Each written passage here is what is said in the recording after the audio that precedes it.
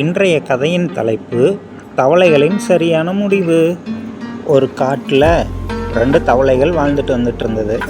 எந்த கவலையும் இல்லாமல், எந்த பிரச்சனையும் இல்லாமல் அவங்க சந்தோஷமாக வாழ்ந்துட்டு வந்தாங்க. கொஞ்ச நாளைக்கு அப்புறம் வெயில் அதிகமானதுனால காட்டில் வெப்பம் அதிகமாகிடுச்சு. அது மட்டும் இல்லாமல் காட்டில் வெயில் அதிகமானதுனால அவங்க வாழ்ந்துட்டு வந்த குளத்தில் இருந்த தண்ணீரும் கொஞ்சம் கொஞ்சமாக வற்ற ஆரம்பிச்சது.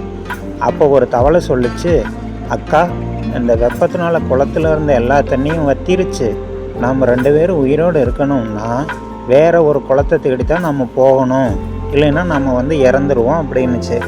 அதை கேட்ட இன்னொரு தவளையும், ஆமாம், நீ சொல்கிறது சரிதான், நம்ம தண்ணி இருக்கிற வேறொரு இடத்துக்கு போகலாம் அப்படின்னு சொல்லிட்டு 2 பேரும் அந்த இடத்த விட்டு வேறொரு இடத்த தேடி போனாங்க.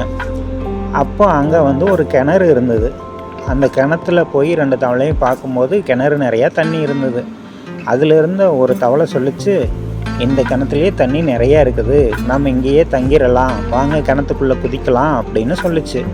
அதை கேட்ட இன்னொரு தவளை கொஞ்சம் யோசித்து பார்த்துட்டு, கிணத்து நிறையா தண்ணி இருக்குது சரிதான், ஆனால் கிணறு ரொம்ப ஆழமாக இருக்குது, அவ்வளோ பெரிய குளத்துல இருந்த தண்ணீரே வற்றிருச்சு, இந்த கிணத்துல இருக்கிற தண்ணீரும் வற்றிருச்சுன்னா நம்ம கிணத்துலேருந்து மேலே வர முடியாது, அதனால் நாம் இன்னொரு கொஞ்சம் தூரம் நடந்து போய் பார்க்கலாம், அப்படி போகும்போது ஏதாவது கிடைக்கும் அப்படின்னு சொல்லிச்சு. சரின்னு 2 பேரும் கிளம்பி போய்கிட்டு இருந்தாங்க கொஞ்சம் தூரம். அப்படி கொஞ்சம் தூரம் போனதுக்கப்புறம் ஒரு பெரிய குளத்தை பார்த்தாங்க. அந்த குளம் நிறையா தண்ணி இருந்தது. அந்த 2 தவளைகளும் அந்த குளத்துலையே தங்கிருச்சு.